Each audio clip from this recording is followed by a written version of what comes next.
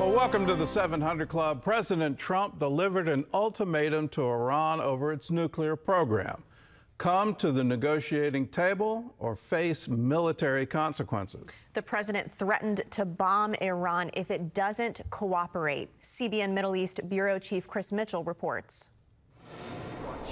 Trump's warning came in an interview with NBC News over the weekend. He said, if the Iranians don't make a deal, there will be bombs, and they will be bombs like they've never seen before. Iran rejected Trump's recent offer of direct negotiations and left the door open to indirect talks. The UN agency overseeing Iran's nuclear program says the regime has sped up its uranium enrichment and now has enough that's just one step away from creating 6 nuclear bombs. In the meantime, the U.S. is noticeably building an armada of B-2 and B-52 bombers in the Indian Ocean at the joint U.S.-UK base of Diego Garcia. Keep in mind the B-2 bomber was essentially built specifically to bomb the nuclear facilities in Iran. They have the capability of lifting what they call a massive ordnance penetrator, the largest bunker buster bomb the United States possesses. CBN News military analyst Chuck Holton says President Trump's statements are unprecedented. The real question is, President Trump has said that if Iran does not come to the negotiating table within 2 months, that there will be military strikes. He said that repeatedly, not even equivocating at all. That there will be military strikes on Iran. That's something the United States has not done before, so this would be pretty historic. Iran announced they would attack the base if the U.S. takes military action against Iran. On Sunday, Iran's supreme leader called for the destruction of Israel.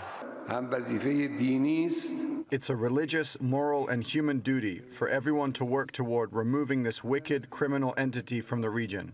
In Jerusalem, Prime Minister Benjamin Netanyahu sent a message to 3 major terrorist enemies. Regarding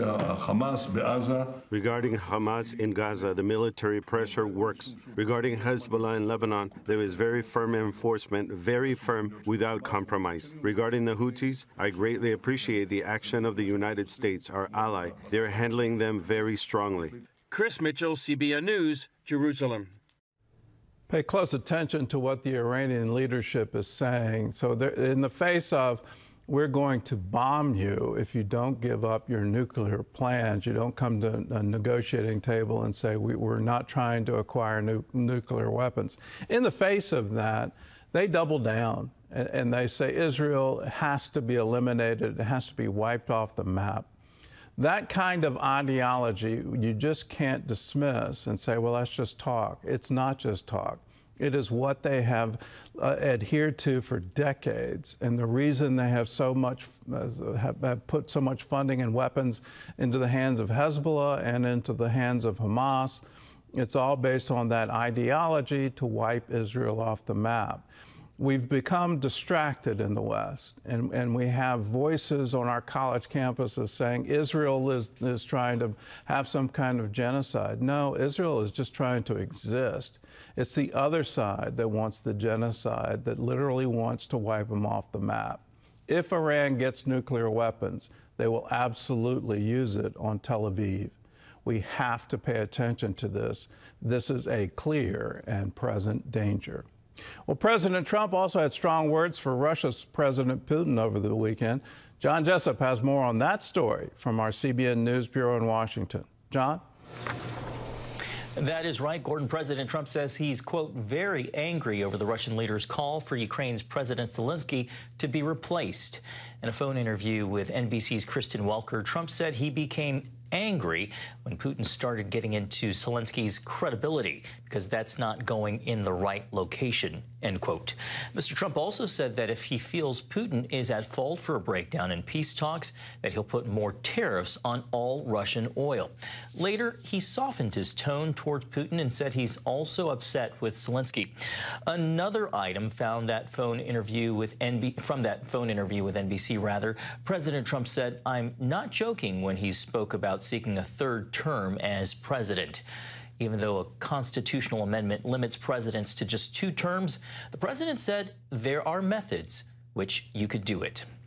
Well, the Supreme Court hears arguments today in a case that could reshape how religious organizations operate. Wisconsin's High Court ruled Catholic Charities is not entitled to a religious tax exemption. CBN's Wendy Griffith reports on the arguments and the impact. The question now before the Supreme Court centers on whether serving the needy is religious. While the Wisconsin State Supreme Court ruled it's not, many Catholic leaders point to the Bible as evidence that it is. What are the two great commandments? Love God above all things and love one another. We're not asking whether they're Catholic. We're not asking that they be Catholic. We're asking that are they in need, and then it is our responsibility. In 2023, the Wisconsin Supreme Court ruled the work of Catholic Charities is not typical religious activity, and the only way it could receive an exemption from the state unemployment tax would be to hire only Catholics and try to convert those served. The state has stated that we're not religious enough because we serve all people that come to us in need, and that we don't proselytize, which is something we cannot do as part of our Catholic tradition.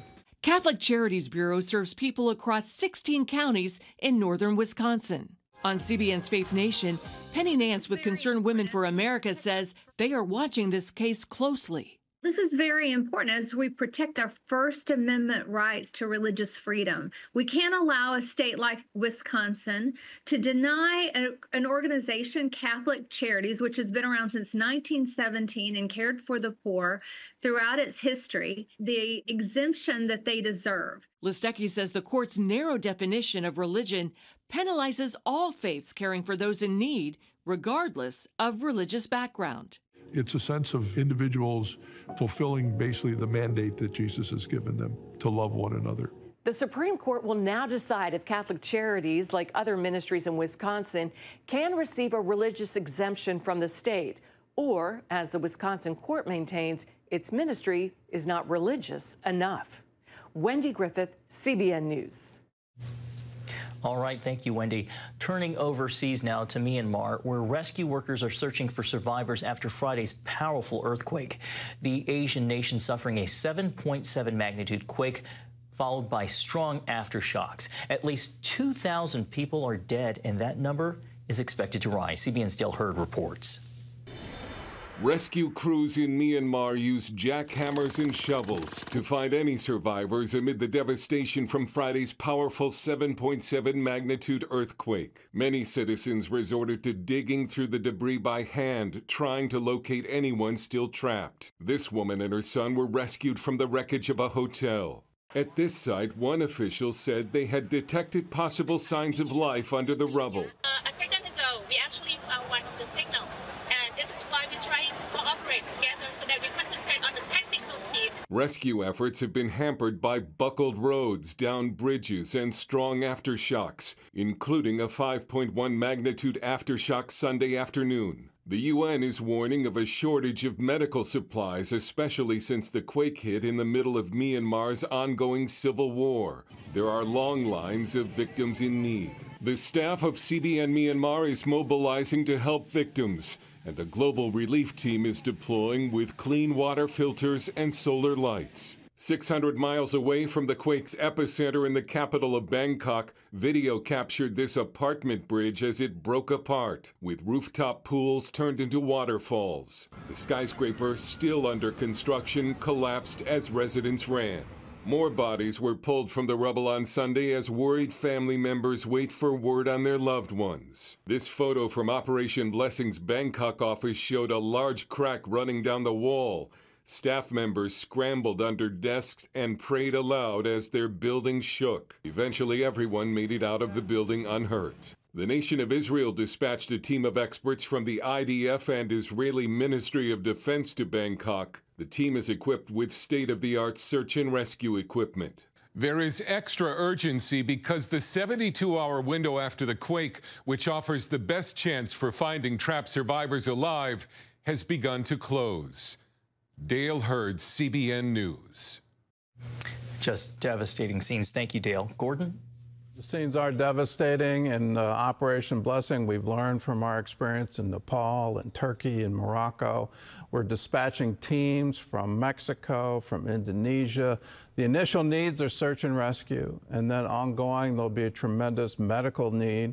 Are people without power? Are they without the ability to have clean water? The answer is yes. Well, they're carrying that with them in order to provide for people in need. I've said it before, I'll say it again, the most spiritual thing you can ever do is to help somebody else. And when you do that with love and compassion, you're showing forth the goodness of God. Let's do that together. If you want to give to the Operation Blessing Disaster Relief Fund, you can call us right now, 1-800-700-7000. You can also go to cbn.com. There's a place where you can designate your gift. You can write a check and send it to CBN Center, Virginia Beach, Virginia, 23463. Or you can text OBDR, that stands for Operation Blessing Disaster Relief, OBDR, to 71777. Do your part. Let's care for those who are in tremendous need right now. Do it. 1-800-700-7000.